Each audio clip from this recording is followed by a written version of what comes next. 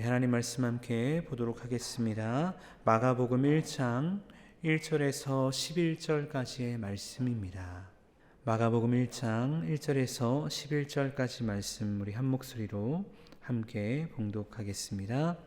하나님의 아들 예수 그리스도의 복음의 시작이라. 선지자 이사야의 글에 보라 내가 내 사자를 내 앞에 보내리니 그가 내 길을 준비하리라.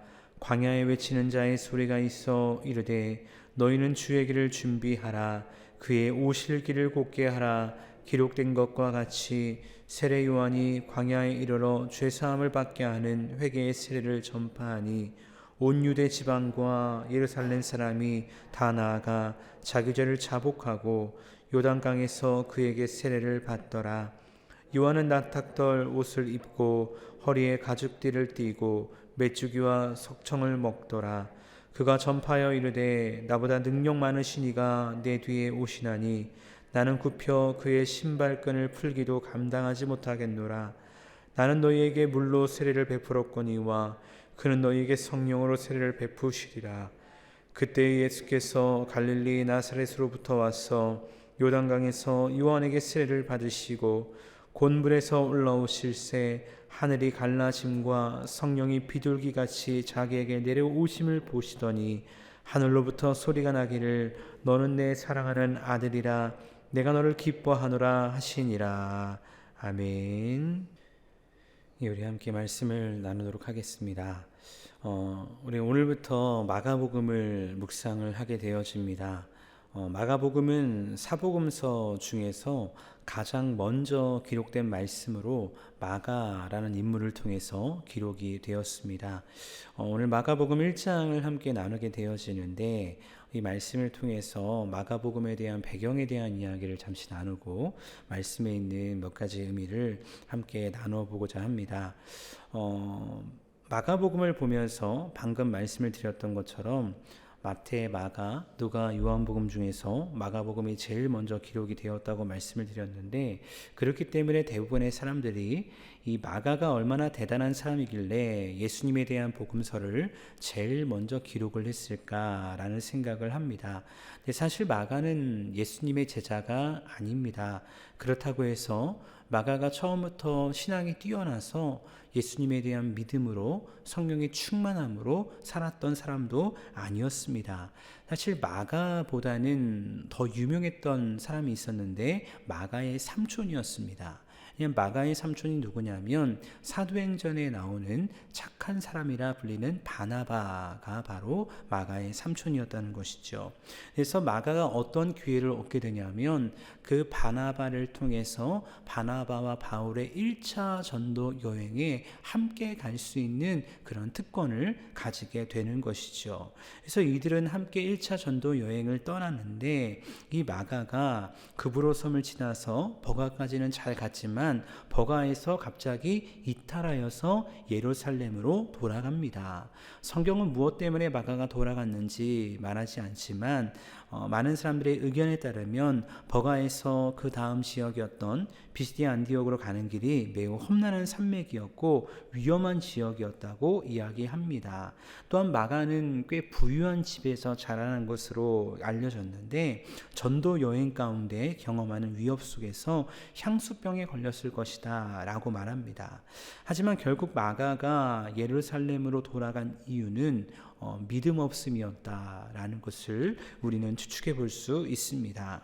이후 바나바와 바울이 1차 전도여행을 잘 마치고 안디옥으로 돌아왔고 재정비를 한 뒤 2차 전도여행을 떠나려고 하는데 바나바는 착한 사람이지 않습니까? 성품 자체가 좋고 연약한 지체들을 돌보는 그런 사명이 있는 사람이기 때문에 마가를 다시 한번 데려가서 믿음의 훈련을 시키고자 합니다. 하지만 바울은 그럴 수 없다라고 말하죠. 그래서 이 문제 때문에 바나바 바울이 크게 싸우고 서로 다른 지역으로 전도 여행을 떠나게 됩니다. 그토록 바울은 이 당시에는 마가를 신뢰하지 않았고 그의 믿음 없음에 대해서 꽤 불쾌했던 것 같습니다. 이 일은 마가에게 또 바나바에게 바울에게 나름대로의 상처로 남지 않았을까라고 생각합니다. 그렇다면 그 이후 마가가 어떠한 삶을 살았을까?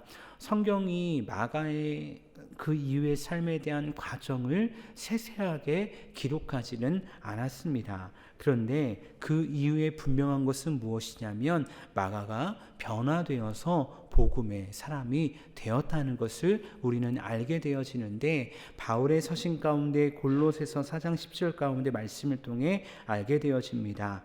이런 말씀이 있거든요. 나와 함께 갇힌 아리스다고와 바나바의 생질 마가와 라고 말씀하고 있습니다. 골로새서는 옥중 서신인데요, 이 바울이 이런 고백을 하는 것입니다. 나와 함께 갇힌 바나바의 생질 마가라고 이야기합니다.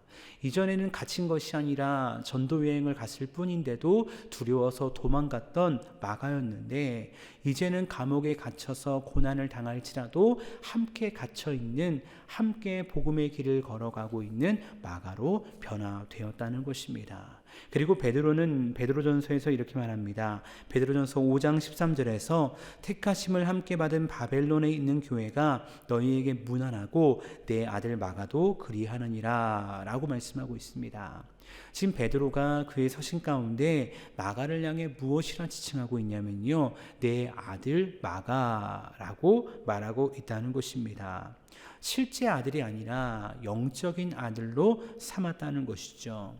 여러분, 여기서 우리는 마가가 어떻게 복음서를 기록할 수 있었을까에 대한 해답을 얻게 되는데요, 사실 앞서 보았던 것처럼 마가는 예수님의 제자가 아니었습니다.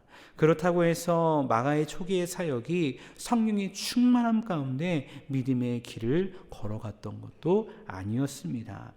물론 성경의 원저자는 하나님이시지만 기본적인 준비가 되어 있어야, 예수님이 누구신지 알아야 복음서를 기록할 수 있는 것 아닐까요? 근데 그 비밀의 베일이 여기서 풀어지게 되는데, 마가는 베드로의 영적 아들로서 베드로를 통해 예수님에 관한 이야기를 들었고 복음의 사람으로 변화되었다는 것입니다.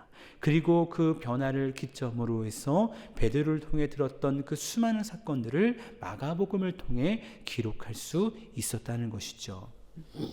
근데 여기서 우리가 또 한 가지의 의문을 갖게 되는데, 그것은 무엇이냐면요, 마가복음의 기록 시기는요 AD 67년에서 70년 사이라고 이야기를 합니다. 근데 이때면 언제입니까? 예수님이 이미 승천하신 지 30년이 훌쩍 지난 시간입니다.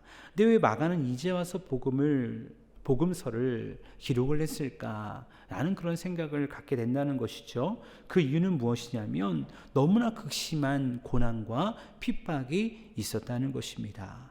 그래서 예수를 믿기로 작정한, 특별히 이방인 그리스도인들의 삶이 너무나도 무너지고 있었다는 것입니다. 게다가 당시 네로가 로마를 다스릴 때 로마에 사는 기독교인들에게 있어서 끔찍한 일이 벌어지는데 로마 대화재였죠. 그 일로 인해서 로마에 있는 기독교인들, 로마의 지배 안에 있는 기독교인들이 너무나 끔찍한 죽임을 당하고 배교를 강요당하는 그런 일들이 일어나게 되었다는 것입니다. 근데 바로 그때 마가가 이 복음서를 기록하면서 로마에 있는, 또 흩어져 있는 이방인 그리스도인들을 향해 무엇을 선포하냐면요, 복음을 선포하고 있는 것입니다. 그래서 1장 1절 말씀에서 마가가 이렇게 선포합니다. 하나님의 아들 예수 그리스도의 복음의 시작이라 라고 말하고 있습니다. 여러분, 이 1장 1절에서 복음을 이야기합니다. 그리고 시작되었다라고 말하고 있습니다. 여러분, 이 말씀이 왜 중요한지 아십니까? 이 말씀이 믿어지지 않으면, 복음이 믿어지지 않으면, 복음의 시작이 믿어지지 않으면 이후에 나오는 모든 말씀이 소용이 없기 때문입니다. 이 말씀이 믿어져야, 복음이 믿어져야 복음 대신 예수님이 이 땅에서 행하신 수많은 기적들이 믿어지는 것입니다. 그분이 나를 위해 십자가에 죽으신 사건이, 또한 나를 위해서 부활 승천하셔서 부활의 첫 열매 되신 사건이 내 사건으로 믿어지는 것입니다. 사실 사복음서 모든 이름에 복음이라는 단어가 들어가 있지만 실상 마태, 누가, 요한복음에는 복음이라는 단어가 등장하지 않는다고 합니다. 이 마가복음에 특별히 1장 1절에 이 복음이라는 단어가 등장한다는 것이죠. 이 마가가 말하는 복음이라는 것은요, 헬라어로 유앙겔리온이라고 부르는데요. 이 유앙겔리온이라는 헬라어는 당시 사회에서 전쟁 가운데 쓰였던 용어였습니다. 특별히 전쟁 가운데 어디에 쓰였냐면 승리의 기쁜 소식을 전할 때 쓰였던 용어가 바로 복음이라는 용어였다는 것입니다. 그렇게 마가는요, 복음서를 시작하면서 이렇게 말하는 것입니다. 나는 예수가 그리스도이면서 하나님의 아들로서 승리하셨다는 기쁜 소식을 너희에게 선포한다. 그러면서 그 기쁜 소식이 무엇인가? 이 땅에 오셔서 행하신 하나님의 일, 예수님의 공생의 사역 가운데 일어났던 수많은 기적의 사건이 바로 기쁜 소식이다. 그분이 나를 위해 죽으셨고 승천하셨고 다시 오실 것이다. 이것이 기쁜 소식이다 라는 것을 마가는 선포하고 있다는 것입니다. 근데 여러분, 여기까지는 좋습니다. 근데 문제는 뭡니까? 그것이 과거에는 기쁜 소식이었다는 거예요. 예수님이 이 땅에 계셨을 때 30년 전, 40년 전에는 예수님이 공생의 사역을 하셨을 때는 그 기쁜 소식을 직접 목격하고 보고 기적을 체험했던 수많은 사람들이 있었다는 것입니다. 근데 지금의 문제는 뭡니까? 앞서 말씀드렸던 것처럼 너무나 극심한 핍박과 고난 가운데 기쁜 소식은 눈에 보이지 않습니다. 슬픈 소식만이 가득한 시대를 살아가고 있다는 것입니다. 오히려 이 복음을 믿고 따르는 사람들은 죽고 정말 고난당하고 어려움 당하는 그런 시대라는 것입니다. 하지만 이 절망의 상황 속에서도 기쁨을 노래하며 이 믿음의 선포를 하는 이유가 무엇일까요? 다른 것이 아닙니다. 마가에게는 그럼에도 불구하고 이 복음이 실제였기 때문입니다. 그 어떠한 유혹과 시험이 뺏을 수 없는 그 복음의 감격과 기쁨이 마가의 심령을 강하게 붙잡고 있었기 때문입니다. 그래서 마가는 간절히 소원하며 이 복음서를 기록하는 것이죠. 나에게만 실제가 되는 것이 아니라 이 복음서를 보게 될 모든 자들, 그들도 실체가 되기를 원한다는 마음으로 이 복음서를 기록했을 것입니다. 사랑하는 여러분, 우리가 오늘부터 이제 마가복음을 다음 달 부활절인 3월 31일까지 마가복음을 묵상을 하게 되어집니다. 이 마가복음 말씀을 통해서 하루를 시작하게 될 것입니다. 근데 그런 생각을 하게 됩니다. 우리가 살아가는 이 땅의 삶, 어찌 보면 지난 이틀 동안 묵상했던 시편 102편의 말씀처럼 그 시편 102편 말씀에 나온 시인의 고백처럼 고난과 역경의 연속의 삶일 수 있겠다라는 생각을 하게 되어집니다. 하지만 우리에게 희망은 무엇입니까? 구약시대를 살았던 그들에게 보이지 않았던 비밀의 영광, 그 비밀의 베일이 우리에게는 다 벗겨져 보여졌다는 것입니다. 이 땅에 오신 예수 그리스도를 통해서 그 은혜로 말미암아 우리는 그것을 믿고 바라보며 신앙생활을 하고 있다는 것입니다.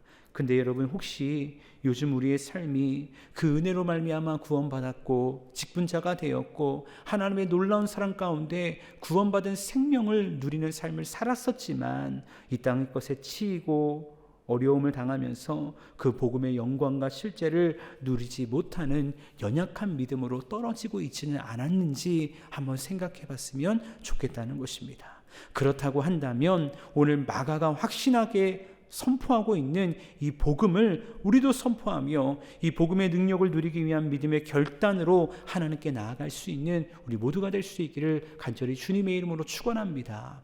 3월까지 이어지는 마가복음의 말씀을 묵상하면서 예수님이 행하신 이 기적의 사건, 치유의 사건, 회복의 사건이 성경에 나온 다른 사람의 이야기가 아니라 오늘을 살아가는 나의 이야기, 나의 복음의 이야기, 나의 기쁜 소식이 되기를 간절히 소원하며 주 앞에 나아갈 수 있는 저와 여러분 될 수 있기를 간절히 소원한다는 것입니다. 그러기 위해서 한 가지만 더 말씀을 보기 원하는데 오늘 1절 이후에 나오는 11절까지의 말씀을 보면 예수님의 오실 길을 예비하는 세례 요한에 대한 이야기가 나오고 예수님께서 친히 요단강에서 세례를 받으시는 사건이 나오게 됩니다. 근데 요한이 예수님의 오실 길을 예비하면서 이런 말씀을 선포합니다. 사람들을 향해 말하는 것입니다. 1장 8절입니다. 나는 너희에게 물로 세례를 베풀었거니와 그는 너희에게 성령으로 세례를 베푸시리라. 아멘. 나는 너희에게 물 세례를 준다. 하지만 그는, 예수님께서는 너희에게 무엇을 주신다는 겁니까? 성령으로 세례를 베풀어 주신다는 것입니다. 여러분, 물 세례는 누가 맡습니까? 내가 죄인임을 깨닫고 예수님을 나의 구주로 영접하는 자가 오늘 시대 가운데서 물 세례를 받게 되어집니다. 근데 보십시오. 내가 깨닫고 영접하였으니, 그렇게 물 세례를 받았으니 죄에서 자유해지던가요? 물 세례를 받고 나면 영원한 행복 가운데서, 기쁨 가운데서 천국의 삶을 살아가던가요? 아니요, 그렇지 않습니다. 물론 예수를 믿기 전 지었던 죄에 대해서는 자유해집니다. 깨끗함을 받습니다. 하지만 이 세상을 살아가면서 모든 유혹과 시험, 즉 죄에 대한 자유를 누리는 것은 아니라는 것입니다. 그래서 우리가 간구하며 나아가야 할 것이 있으니 그것은 무엇이냐? 성령의 충만함, 즉 성령의 세례인 줄로 믿습니다. 그렇게 사랑하는 여러분, 이 새벽 이 마가복음을 묵상하면서 매일마다 하나님께 우리가 간구해야 될 것이 있습니다. 하나님, 나를 성령으로 충만하게 하여 주시옵소서. 물 세례를 받은 내가 물 세례로만 그치는 인생이 아니라 성령의 세례로, 성령의 충만함으로 이 복음을, 이 기쁜 소식을 나의 삶에 누릴 수 있는 진짜 그리스도인 되게 하여 주옵소서. 이것이 우리의 고백이 되어야 될 줄 믿습니다. 누가복음 11장 13절에서 예수님은 이렇게 말씀하십니다. 너희가 악할지라도 좋은 것을 자식에게 줄 줄 알거든 하물며 너희 하늘 아버지께서 구하는 자에게 성령을 주시지 않겠느냐라고 말씀하십니다. 악할지라도 좋은 것을 자식에게 줄 줄 알거든 하물며 너희 하늘 아버지께서 구하는 자에게 무엇을 주시지 않겠느냐 말씀하십니까? 성령을 주시지 않겠느냐라고 말씀하십니다. 여러분, 이 새벽 우리가 주님을 구하며 나아갈 때 하나님께서는 우리에게 성령의 충만함을 주실 줄 믿습니다. 집교회 남산교회 올해 표어가 무엇입니까? 충만해서 동행으로입니다. 누가 주와 동행할 수 있을까요? 성령으로 충만한 자가, 주님의 마음으로 주님을 사랑하는 자가 동행하는 것입니다. 더 나아가 이렇게 충만한 사람이 오늘 마가가 선포하는 이 복음의 실제를 누리며 주의 영광을 위한 복음의 통로로 서게 되는 것이는데, 소원하기는 이 새벽을 깨어 기도하는 우리가 이러한 복음의 사람이 되어 우리의 삶의 자리 가운데 주의 영광을 나타낼 수 있는 하나님의 자녀가 될 수 있기를 주님의 이름으로 축원합니다.